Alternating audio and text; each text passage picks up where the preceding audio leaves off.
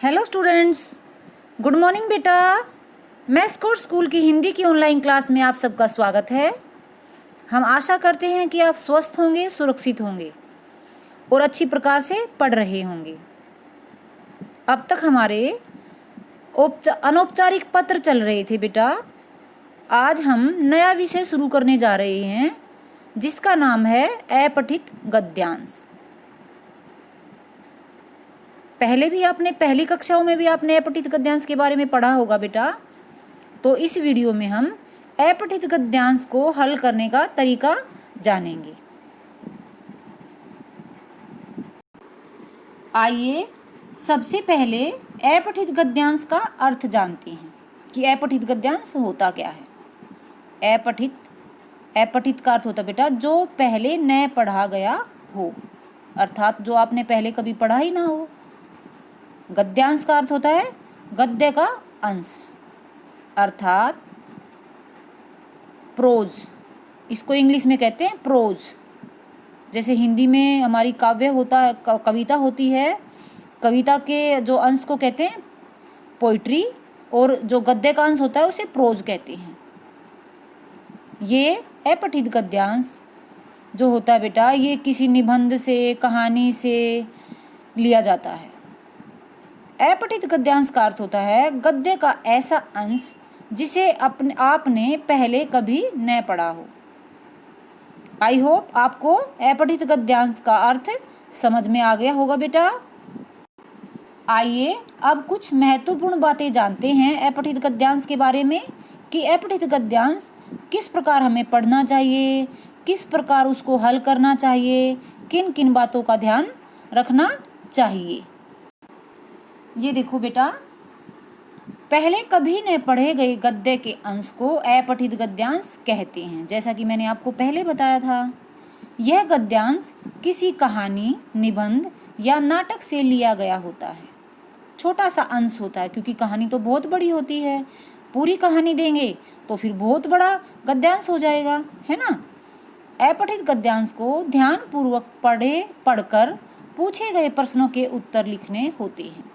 उसको ध्यानपूर्वक पढ़ना होता है, उसमें से जो प्रश्न पूछे जाते हैं उनके उत्तर भी ध्यानपूर्वक देने होते हैं। इनके अभ्यास से भाषा की समझ विकसित होती है और उस पर हमारी पकड़ मजबूत होती है। व्याकरण का ज्ञान भी अपठित गद्यांश के अभ्यास से बढ़ता है। हम अपठित गद्यांश को जितना पढ़ते हैं उसमें विलोम शब्द आते हैं, उसमें विपरीतार्थ, उसमें पर्यायवाची शब्द भी आते हैं, उसमें उपसर्ग होते हैं, प्रत्यय होते हैं, शब्द किस प्रकार बने होते हैं और शब्दकोश भी बढ़ता है हमारा। अपठित गद्यांश को हल करते समय निम्नलिखित बातों का ध्यान रखना आवश्यक है। अब हम पॉइंट करते हैं किन किन बातों का हमें ध्यान रखना चाहिए। गद्यांश को ध्यानपूर्वक 2-3 बार पढ़ना चाहिए। वह कठिन शब्दों के अर्थ समझने का प्रयास करना चाहिए। गद्यांश की मुख्य बातों को दोहराएं। जो मुख्य बातें हैं उनको बार बार पढ़ें। प्रश्नों को बार बार पढ़िए। प्रश्नों के उत्तर गद्यांश में से ढूंढिए, क्योंकि बेटा जो उत्तर होते हैं वो गद्यांश में ही होते हैं। हमें सिर्फ अपनी बुद्धि का प्रयोग करके उनको ढूंढना होता है और सही उत्तर देना होता है। उत्तर 1 या 2 पंक्तियों में ही लिखिए। उत्तर अपनी भाषा में दीजिए, यानी कि भाषा जो सरल होनी चाहिए, क्योंकि जो आपका गद्यांश है वो भी सरल ही होता है, उसी भाषा में आपको उत्तर देना चाहिए।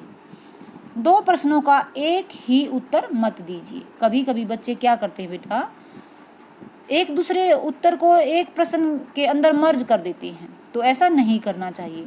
ऐसा करने से जो हमारा जो नंबर होते हैं वो कम आते हैं। जो एग्जामिनर होता है वो हमारे मार्क्स काट लेता है ना।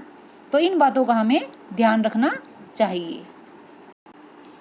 अपने द्वारा दिए गए उत्तरों की एक बार जांच अवश्य कीजिए, यानी कि जो हमने जो उत्तर दिए हैं बेटा उनको हमें पढ़ना चाहिए। कहते हैं ना अपना पेपर रिवाइज करो, तो इसलिए कहा जाता है कि कोई प्रश्न छूट ना गया हो, कोई उत्तर गलत ना लिख दिया हो, कोई शब्द गलत ना लिख दिया हो, है ना।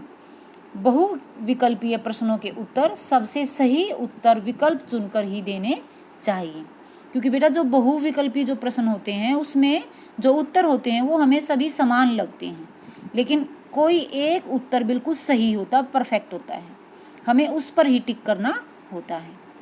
आई होप बेटा आपको अपठित गद्यांश के बारे में जो भी आपकी सोच थी, जो भी आपकी समस्याएं थी, जो भी आपकी उलझनें थी, जो आपको पता नहीं था, जो अनजान थे जिन बातों से, उन सब का आपको पता चल गया होगा।